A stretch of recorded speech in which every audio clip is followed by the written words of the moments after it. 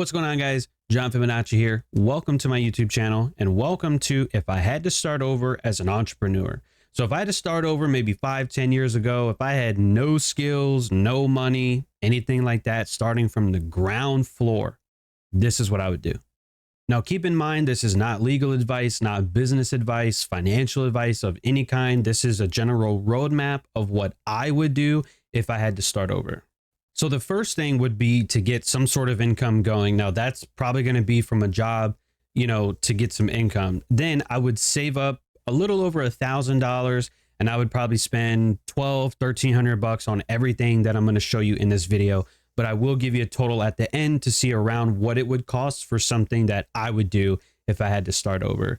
So the very first thing after a job and saving up that money, as I'm putting money to the side, I would get a name and a logo. Now, remember, this is just for illustration purposes. Don't take this name or logo because this has already been taken. California, and I think in the UK as well. So this is just fictitious. It's just for illustration. But I would go to Canva and get a logo and a name, probably some colors. Since it's pressure washing, I'd probably go with blue, obviously for water, stuff like that.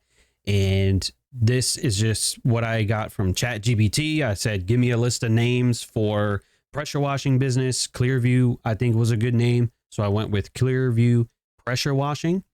And with that, once you get your name and your logo, obviously your LLC and stuff like that, but business cards. Okay. So once the LLC is formed, because you don't want to copy someone else's logo, you don't want to copy someone else's name. You don't want to copy someone's logo and someone's name. When you go to register your LLC, they're not going to approve it if it's taken by someone else. So if you want to get your LLC first, that's fine. At least you got your name and your logo, and then do your business cards, however you want to do it. But just make sure that you do things the right way. But once I get a name, once I get a logo, I'm going with some business cards. Okay. Slap that on one side, just your name, and have that logo there. And then the flip side, I would have a QR code and I would have, why choose us. Now this is what it actually looks like on the back so you can read it. But that QR code is going to make it easy for potential customers to take them wherever you want. It could be to your social media. It could be to your website or some appointment schedule or whatever, wherever you want. Okay. The QR code is going to make it easy. It's going to streamline the process for people to get signed up with your service. And then, like it says over here, why choose us, and have our specific reasons. Your name and website could go on here as well. You can get about 50 of these, you can get about 500 of these for around $50 according to Canva. Okay, 50 or 500 business cards for $50 right there. So that's not bad. After I order the business cards, I would make sure to get a uniform. Now, I would only go probably with like 2 or maybe 3 t-shirts. So for me, if I had that name and logo, I would get a blue shirt. Blue is going to stand out and it represents water, right? I would switch the logo to white and the name and the subtitle to white so it stands out on that blue shirt. I mean, look at this guy, right? Clearview with a drop of water. I mean, guy looks like he's getting ready to pressure wash, right? So I'd have that on the front. And I'd have that on the back as well. So I'd have some business cards and I'd have my uniform as this t-shirt, and I'd probably wear pants or jeans or something and boots. And then there you go. There's your uniform. Now, the biggest purchase besides the LLC is going to be the pressure washer itself. So they have cheap ones. They have really expensive ones. I would probably go somewhere in between as my starter pressure washer. I wouldn't go too cheap. I wouldn't go super expensive just yet. I would go in the middle, and I've added a few things into this cart. This is the Home Depot website. And in here, I have a funnel for a couple dollars, an extra gas tank for about $30, $30 also for a pressure washer nozzle kit. This surface cleaner is going to be good for like driveways and sidewalks. The regular pressure washer is going to be like for the edges and stuff like bricks or whatever. But the bulk of the driveway and the sidewalk is going to be easier with something like this. And that'll only run you like $90. Now, the actual pressure washer itself, this one got pretty good reviews, 3,400 PSI, and it's about $331. So again, not super expensive, but definitely not cheap either. Kind of in the middle, maybe on the cheaper side, but $300, $330, not bad. But don't forget, you're going to need some room for a concentrate cleaner, some all-in-one pressure wash, soap and stuff like that. Now, there's obviously more that goes into a pressure washing business than just a couple of these that I'm showing you, but just to start, to get the ball rolling, this is what I would do. Now, after a while, once business starts to pick up, hopefully it does, but once business starts to pick up, I would probably double up and get 2 or 3 of everything here as well. I'd get a second or third pressure washer in case one breaks or needs to go in for repairs. You have a backup one. You don't want to, not have those ready to go in case it breaks halfway through a job. You don't want to leave that job halfway. And especially with the gas tank as well. I'd probably have 3 or 4 of the gas tanks because you don't want to run out of gas in the middle of a project. Okay. So you got to plan for those things. Extra nozzles and hoses and stuff like that I would get as well, because things just break, especially if you're doing business a lot. Things are going to break and you got to be ready for that. You don't got to do it at first. I wouldn't do it at first, but getting off the ground, this is what I would do, but I would plan for buying more of these over time.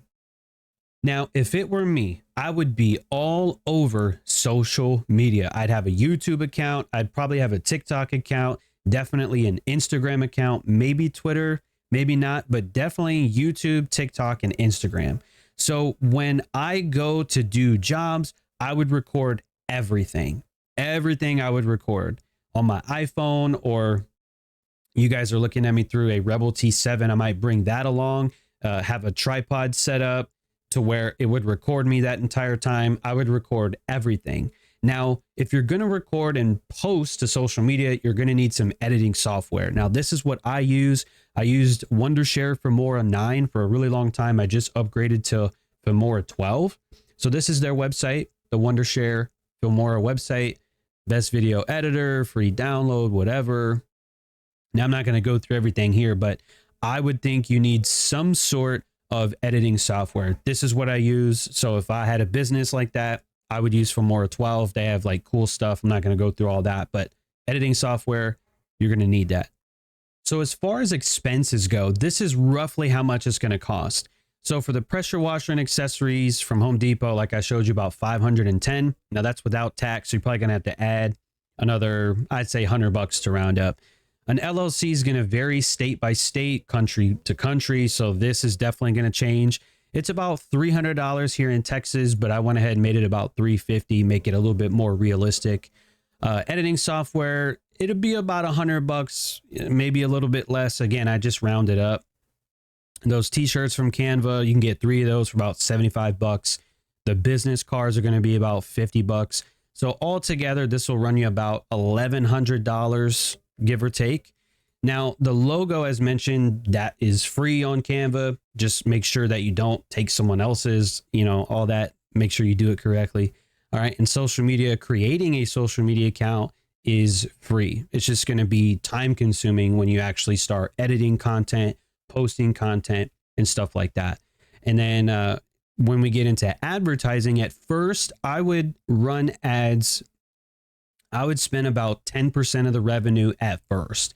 Now that would change a little bit over time to eventually where it would be maybe 15% of the revenue. And if it's really starting to take off, if you can, double down, go 20, maybe even 25% of whatever you make could go into advertising.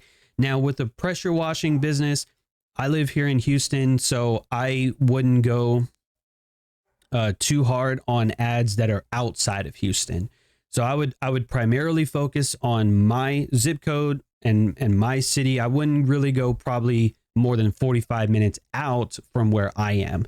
And I would run ads in this circle for pressure washing. So that editing software, again, you're going to need that when you go and record, the before and after. That's what you're going to use to advertise. That's what you're going to put on. That's what I would put on social media to build that social media presence. Now, if you look at this guy, SB Pressure Washing, I think this guy does a really great job. I really like his business model as well.